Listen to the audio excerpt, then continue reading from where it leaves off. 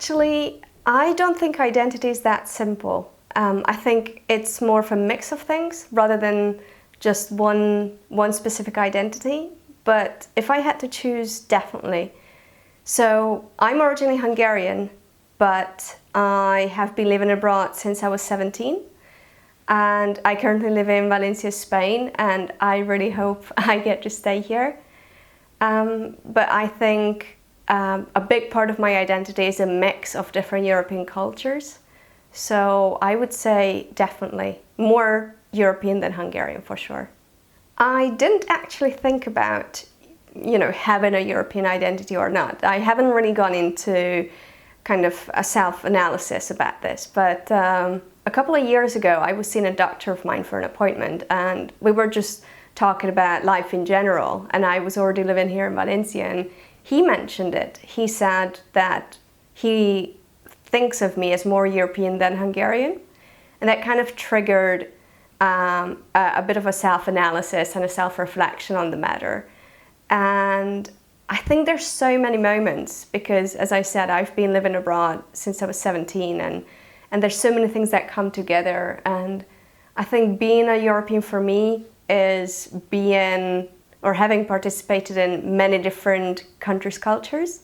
So having a part of me that's more English, having a part that's more Dutch, for instance, or more Spanish for that matter. I think it's a really complex issue, so I couldn't really name one. But that specific moment in my doctor's office made me really think about it. When considering recent history, I would say post-World War II. And I think there were quite a few difficult moments or points of possible conflict.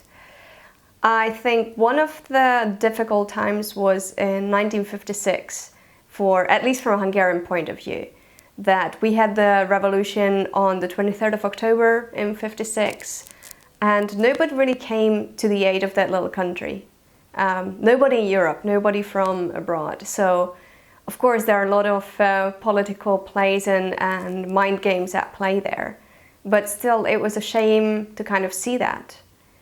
But I think most importantly, current times are really challenging and maybe the worst ever, because Europeans have become so polarized, not just as countries, but within their own countries, considering politics, societal changes, religion.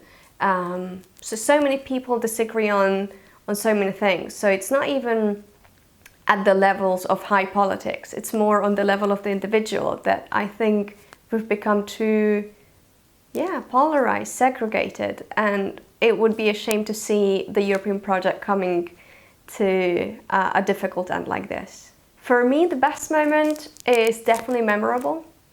I remember when Hungary joined the EU along with 9 other countries, and that was a big victory, I think, even though on an economic and political level I might not agree. Being an economist myself, I know that some countries might not have been ready for that step, but being able to join that community and also then being able to join the Schengen states, not having to show my passport when crossing into Austria, feeling that freedom, I think that was an incredible feeling for someone who grew up in a post-socialist country. Besides the many, many benefits that I think exist for not just me, but all people in general, especially the young people with the Erasmus programs and all that, it's, I think, having allowed me to move to a country that I love here in Spain and being able to build a life here without all the excessive paperwork. I mean, it's still incredibly bureaucratic here, but that's just Spain. But in general, being able to move freely, being able to benefit from exchange programs, being able to cross borders with no hesitation, sometimes even without paperwork. Having that liberty in general is what allowed me not only to travel, but to be the person I am. While I think there are many goals that we could have and could strive for to achieve by 2030, just in general, having leaders come together and having a real mature, grown-up and honest conversation and being able to iron out the differences, or at least identify the differences and how to go about them, would be crucial, because that's the only way that we can move forward to tackle different problems, like how we're going to deal with climate change on a European level, or how we're going to deal with the resulting migration or other issues. And a specific thing that I think would be great if we were to accomplish it by 2030 is signaling to countries that their actions have consequences.